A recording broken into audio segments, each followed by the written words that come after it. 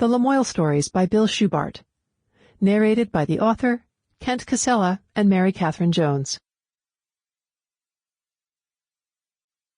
This collection brings to life the friends and characters of my native Lamoille County, where in the late 50s and early 60s, life was lived close to the earth and often against the grain.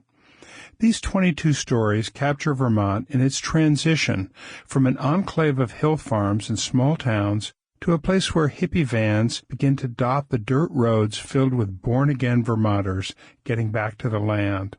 I recorded 5 of these stories a decade ago, so you may notice the intervening years in my voice. Lyle's Dump. The dump's fading red embers were reflected above in the dusk settling over Morrisville. Sullen rats, emboldened by the quiet, scurried about amid the refuse, searching for food scraps. Most townsfolk had completed their dump runs by lunchtime on Saturday, except for a few stragglers. Late in the afternoon, a few boys on bikes with .22s or BB guns tied across their handlebars pumped up the long dirt hill that divided the Farr and Greaves farms to pop a few rats, with Lyle's permission, and then squat down near his shack to overhear the goings-on inside the dump shack where Lyle sorted and disassembled the day's haul, while the select few invited inside chatted and told stories. As long as anyone could remember, Lyle Bohannon had ruled the dump. He took his work seriously, knowing there were those who coveted his office, not for its modest compensation, nor for the shabby hut from which he held court, but for the valuable franchise it conveyed. Lyle's dump tenure predated the language of today, in which his dump would become a sanitary landfill, death would become a passing, animals would earn rights, a C average would become an A average, and the overseer of the poor would become the Secretary of Human Services. His dump lay off the southeast corner of Volley and Gladys Farr's dairy farm.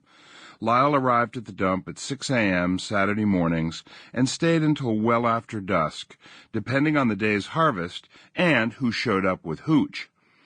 The hut itself was about 12 by 24 and 8 feet high at the beam.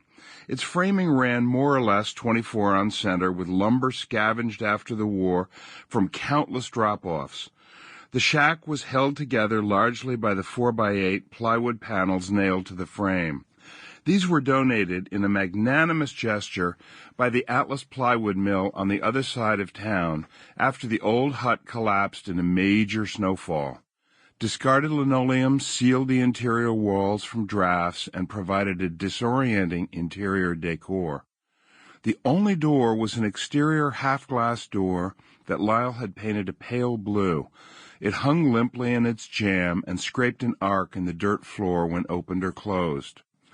A floral design was etched into the rim of the glass portion of the door, and greasy handprints covered the rest, making it impossible for curious kids trespassing in the dump's off hours to ascertain what treasures were locked away inside.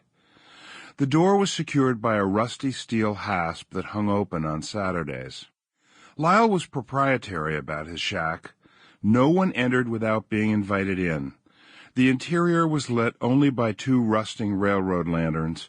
A homemade sheet metal wood stove sat in the far end.